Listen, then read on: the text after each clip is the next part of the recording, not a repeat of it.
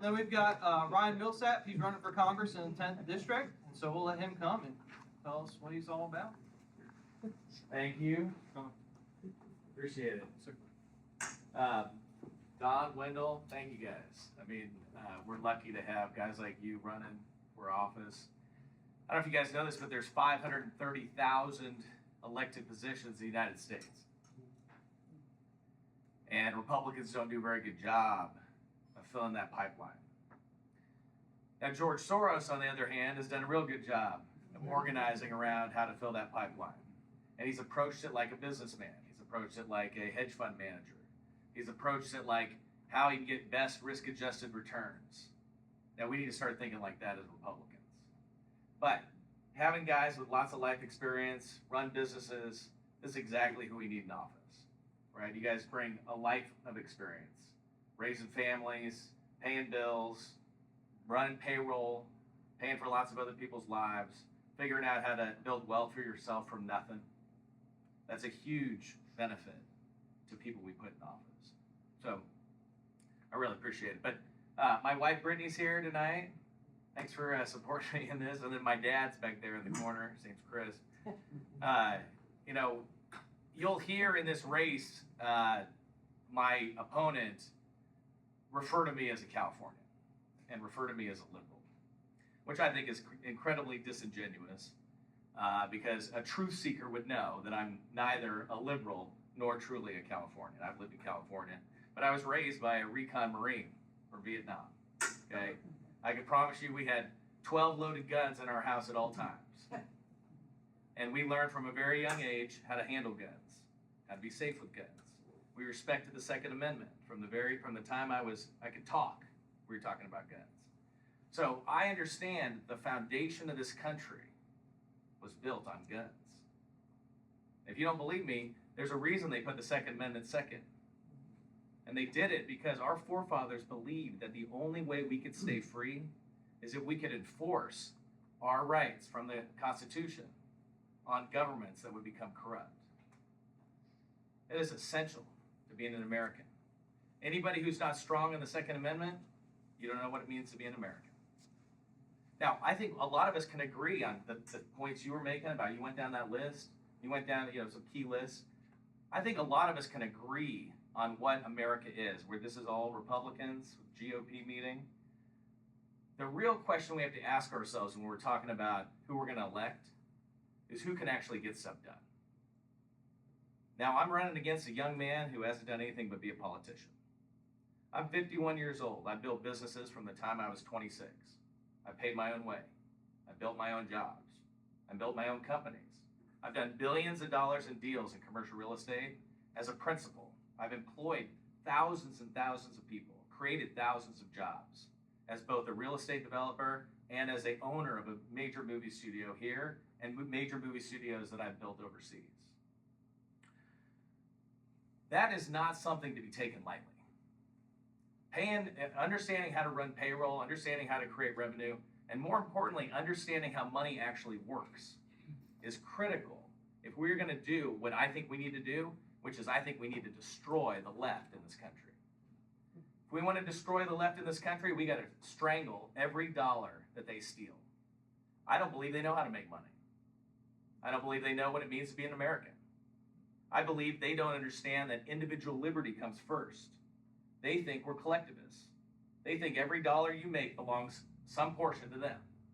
I think that's fundamentally wrong. Now, to get them out of this country, we have to engage them in the war that we're actually in, because they're trying to destroy this country. That is not a joke. That is for real. And I've lived it. Okay, I've been in a 5-year war with Antifa. I had a big piece of land on the south side of Atlanta. That's how I got drug into all this mess. Okay, we were living just a beautiful life. Probably would have never thought about politics. But the fact that we experience what it's like to be in DeKalb County that's run by Democrats, and to experience what it's like to be attacked by Antifa in a world that's governed by Democrats, that is a dystopia. And that is the dystopia they want for this entire country. Now, if we don't step forward and start to dismantle these people, then we will end up in a place that we don't even recognize, with no money and no power. and wondering why we're taking orders from people that don't even like the Constitution. That's the world we live in. So we, 5 years ago, Antifa decided that they didn't like a development called Cop City. Now, Cop City is just a police training center on the south side of town that is land owned by the Police Foundation of Atlanta. Now, the Police Foundation wanted to build this training center, and Antifa said, oh, we want to go oppose that. I happen to own the land next door, and my land was from a land swap I'd done with the county. 3 years it took me to do this land swap. I traded them 53 acres for 40 acres. But my land was in DeKalb County. Only law enforcement was DeKalb County sheriffs. Cop City, even though it was in DeKalb County, was owned by the city of Atlanta. The city of Atlanta sent their own police to patrol their own land to keep Antifa off their land.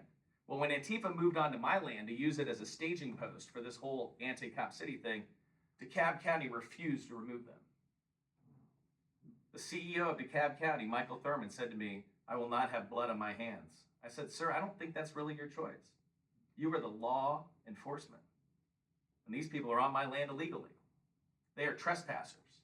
In fact, they're trespassers and vandals because they were burning my equipment, my trucks, my trailers, heavy equipment, hundreds of thousands of dollars of equipment, tens of millions of dollars in economic damage because they weren't just moving onto my land and not being removed, they were also suing me in court.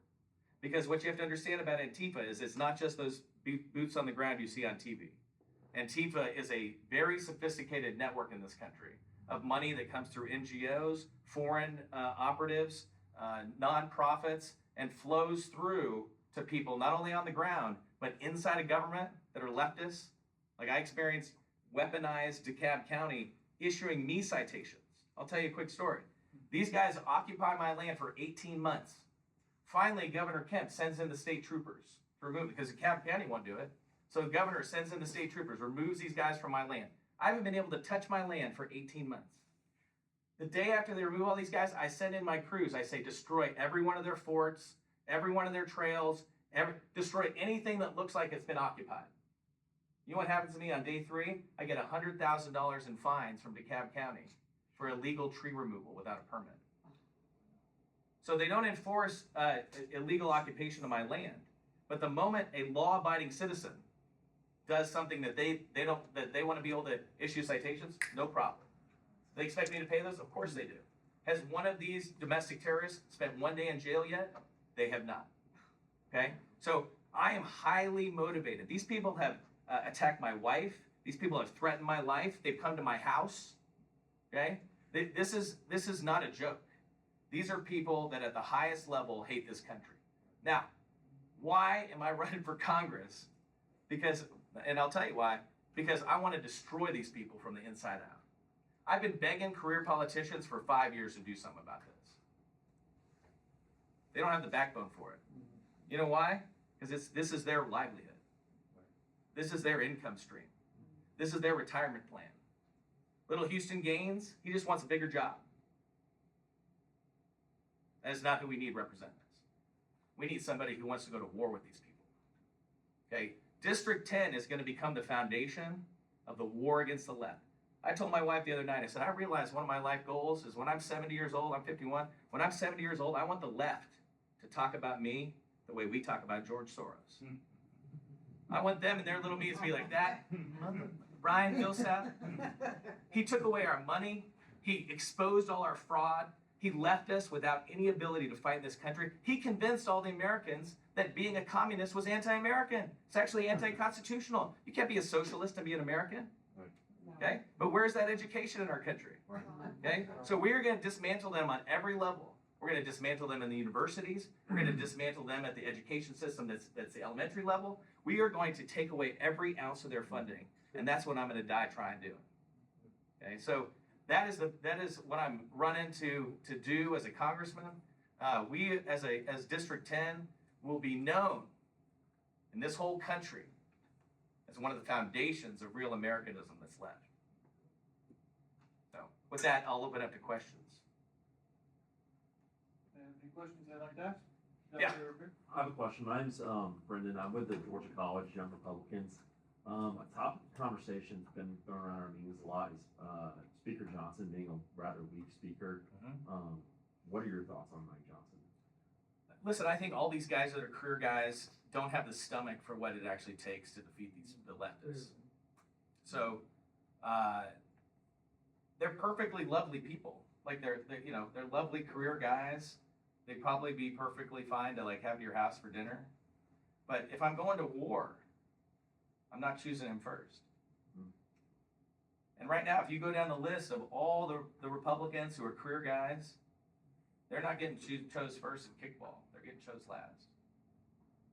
So this comes down to like, if you think we're in a war, then you got to send the guys that are tough. But if you think everything's fine, then we can just send bureaucrats to go like check boxes. Houston Gaines is a rubber stamp. That's not what I want in my life. If I thought Houston could go do this, I wouldn't be running. I got a lot better things to do than be a congressman. But I just don't have any, I don't believe that the career guys can get this job done. And I'm going to be angry at myself if I have to look at my wife and say, well, we could have done it, but we were too lazy. Or we could have done it, but we were too comfortable. Right? Because when I get elected, when you guys elect me congressman, I'm going to go recruit a whole bunch of guys like me to fill other congressional seats all across the country. Yeah. Are there other candidates in the state for various offices that you really should expect who are the same mind you are? Not to mention names. But Yeah, I mean, yes. Look, just tonight. Like, I mean, I'm super encouraged that older guys who have real life experience are willing to step forward and take on roles of responsibility in our country. That's what we need. So if you just go down the list of everybody who's running in the state and say, have they done anything else besides be a politician? That's a huge positive. Right? Have they had success in other things? Have they raised a family? Have they paid for a family? Have they endured paying taxes for decades and decades? Have they endured property taxes being raised out of the roof?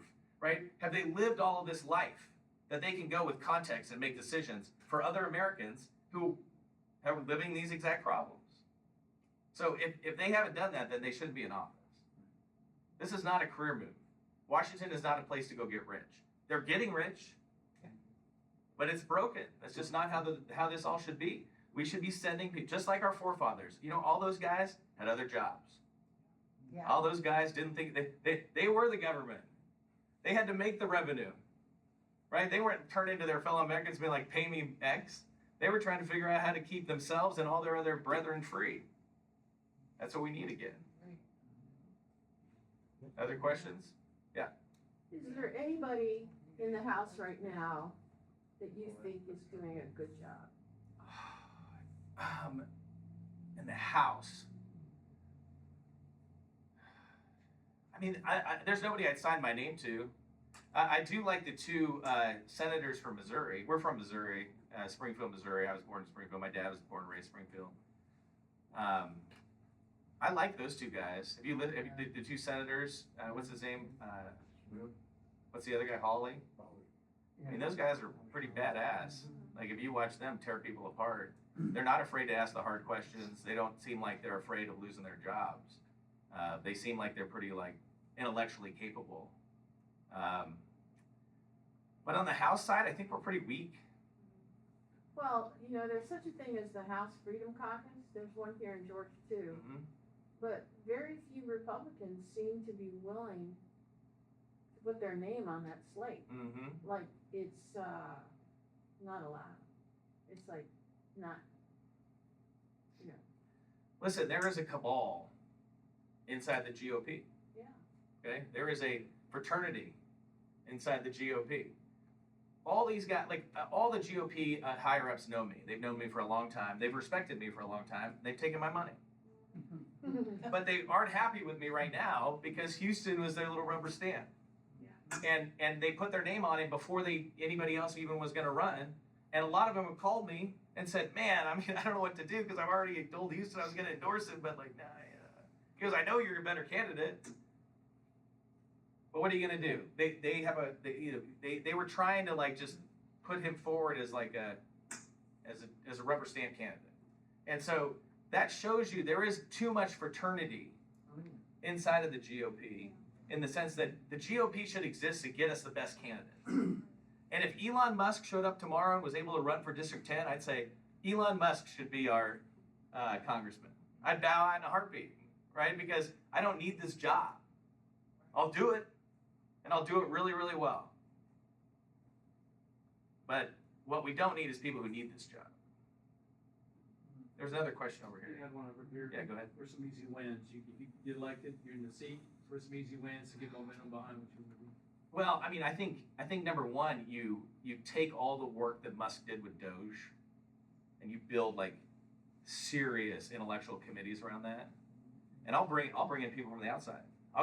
I'm 1 degree of separation from every dollar of wealth in this country. Now, do I know Elon? No, but I know 5 of his friends. Can I call him and say, get me to Elon? Not right now. If I'm a sitting congressman, will I be sitting in front of Elon? In a heartbeat. Right? And when I lay out to Elon, I'm like, hey, we're going to keep Doge going. I know you can't do it because you can't wreck your businesses, but I'm free. We'll go load that up. And we'll go find every ounce of that fraud. I mean, we are dealing with a flywheel of fraud in this country that is outrageous. Okay? And it starts with illegal immigration. So we have to deport all the illegals, not because we're heartless, but because we need our country back. And the Democrats are using the illegal aliens as a base to get more votes. Absolutely. Yep. As a base to get more representation. Yeah. And then they're using that representation to get themselves laws passed that are welfare laws that, again, like, I mean, you got to do it for the kids. Okay, listen, we're not heartless. The problem is you're abusing our goodwill. You're abusing our empathy. And so they're using every welfare program for fraud. They're using it for child care fraud. They're using it for health care fraud. The amount of fraud is outrageous. If we just cancel the fraud, we'll all be richer, a lot richer. Yeah, and be able to help the people, the citizens who need it. Correct. Really. Correct. So fundamentally, let's just start with eviscerating the fraud. We do that, like, we've accomplished so much, right? Because not only do we shut down all the waste, but now the people that are getting that money, that are abusing it, we shut them down, and that's our enemy. These people, these are the ones who want to eat us from within. I don't want to wake up one day and not be able to own land. I don't want to wake up one day and not be able to just raise my family the way I want. I'm tired of like trying to figure out where we send our kids to school, where they can get a decent education. Right? I shouldn't have to homeschool.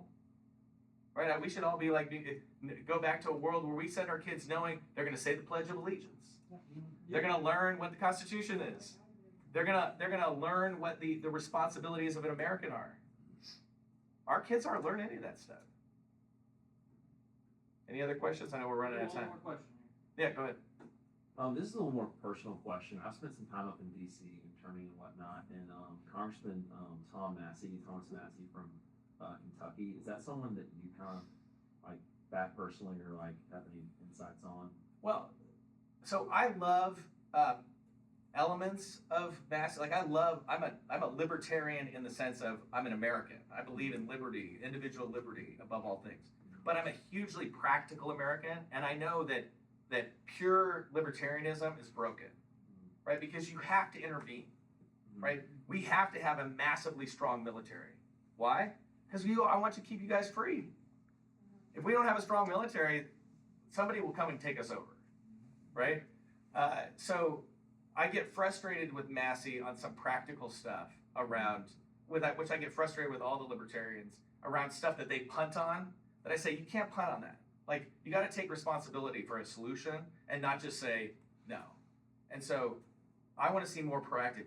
If you look at what Trump's doing, I mean, Trump has amazed me, honestly. Like, I did not have this high expectations for him. What he's done since he became president is outstanding, way beyond my expectation. And he's earned my trust. When he does stuff, I don't think to myself, what's wrong with that? I think, what does he know that I don't know? Okay, because he's just doing it right. So right now, like even you look at like what's going on in Iran, like people are like, like we don't know everything he knows. I'm gonna wait and see how this plays out because that guy's been right over and over about everything. Okay, he's been right about everything, and I would not have bet on that, 10 years ago. But You can't bet against him now. This doesn't have a real answer, and I don't expect it, but how do you keep the governor of the state from undermining your candidacy? Because that is a big problem vis-a-vis your opponent. Yeah, no, I've talked to, Governor Kemp's a friend of mine. He's been a friend of mine for many, many years. He's the one who sent in the state troopers to my land on my request. And he did that. So when I entered this race, I got in touch with him. I told him I'm gonna enter the race. I told him I knew that he'd been longtime friends with Young Gaines. And I asked him if he'd reconsider. But I told him at the same time, no matter what you do, our friendship is not going to be affected. Like, just know that I understand, where you're saying. And he told me I'm not going to endorse. So he's not going to endorse in this race. Now, he's still helping. They're from Athens. He's shepherded a lot. We live literally in one of his spec houses, one of his, 4 days. Yeah. So he's helping behind the scenes, but all the leadership in the state. I mean, I went to D.C. to make sure that President Trump wouldn't endorse Gaines because he was begging for an endorsement, because that would cut me off at the knees, right? And the White House has told me they're not endorsing, right? So the majority of the leadership in the state has backed away and basically said, "Good luck, kid." So that's all I asked for. I just asked for a gladiator fight, and so I think we're going to get that. Thank you. Thank you. Yeah, no, appreciate it. Thanks for having me. Hey, if you have any more questions you'd like to ask him, I'm sure he'll stick around for a few minutes and answer any of those.